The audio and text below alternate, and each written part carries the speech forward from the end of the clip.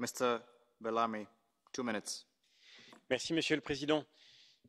Madame Mogherini, vous l'avez dit, cette région dont nous parlons ce soir, ce Moyen-Orient, est en proie à de graves tensions.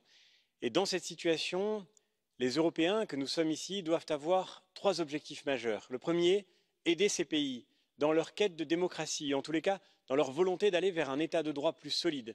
Et je pense en particulier ici, comme un élu français, à nos amis du Liban qui peuvent et qui doivent bénéficier de notre soutien dans cette transition.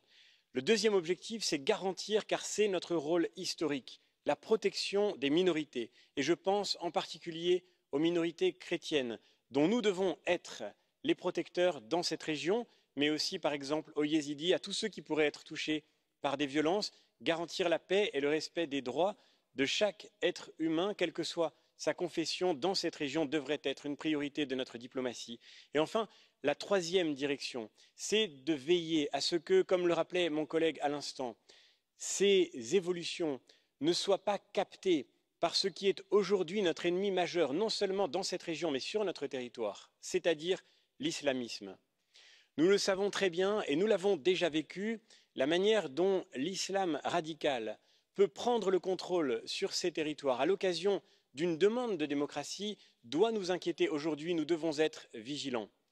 13 militaires français sont morts avant-hier dans la bande sahélo-saharienne au Mali pour lutter contre cet ennemi.